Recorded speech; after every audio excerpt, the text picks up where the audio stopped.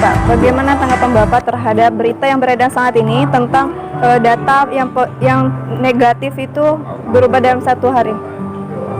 Jadi gini ya, ini yang saya pahami bahwa jika memang yang dilakukan adalah tes yang mengambil sampel dalam dahak ya, ini saya pikir tidak bisa keluar dalam beberapa jam. Di mana-mana pasti minimal 2 hari, 1 hari 2 hari. Jadi kalau yang bisa keluar dalam 1 jam itu rapid namanya. Nah, ini yang persoalan muncul ketika sebuah pemeriksaan dilakukan oleh rumah sakit rujukan COVID, dan ini yang ditunjuk oleh pusat untuk rujukan COVID dibandingkan dengan hasil pemeriksaan dari rumah sakit yang kita tidak tahu dia rujukan COVID apa tidak. Tapi kita bisa paham bahwa rujukan COVID ini di seluruh Indonesia ini bisa kita ketahui. Nah, ketika itu dibandingkan dengan hasil yang bukan dari rujukan COVID, saya pikir ini tidak pas. Justru kita tetap harus menghormati proses ataupun pemeriksaan yang dilakukan oleh rumah sakit dalam hal ini rujukan COVID. Karena persoalan COVID ini kan persoalan yang wabah internasional, bukan hanya Indonesia tapi seluruh dunia. Jadi ketika ada pihak-pihak yang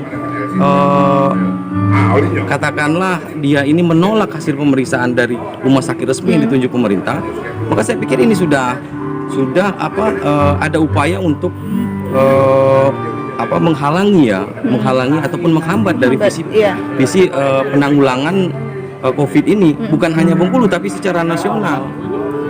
Jadi bagaimana tanggapan Bapak terhadap data tersebut? Ini saya berpikir bahwa pihak gugus tugas provinsi harus membawa ini ke tingkat nasional, ke level nasional, karena nasional harus tahu di Bengkulu ada penolakan terhadap upaya-upaya penanggulangan corona.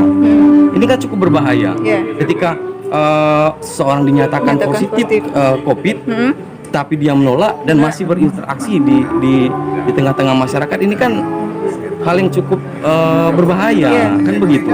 Jadi gugus tugas nasional pusat harus tahu, bahkan ke presiden sekalipun ini harus diberitahu kondisi Bengkulu seperti ini, dan itu pejabat publik dan tokoh gitu.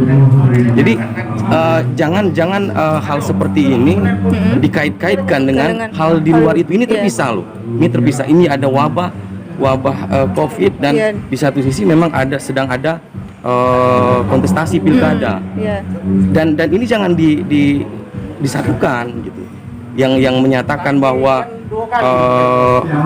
hasil pemeriksaan bisa direkayasa, ada COVID medis, ada COVID politik, ini yang tidak benar. Saya pikir sebagai tokoh publik, sebagai pejabat publik, mereka harus mendukung visi penanggulangan wabah COVID ini, bukan malah sebaliknya menggiring opini yang tidak bagus. Ini yang saya melihat ini sudah berlebihan. Oke Pak, yang terakhir Pak, bagaimana menurut Bapak untuk pilkada? Yes, saya pikir begini, dari fakta-fakta ya kan terkait dengan pilkada maupun calon-calon, saya pikir masyarakat sudah cerdas untuk menilai. Apalagi ini menyangkut dengan masa depan Bengkulu. Saya pikir itu, masyarakat sudah cerdas.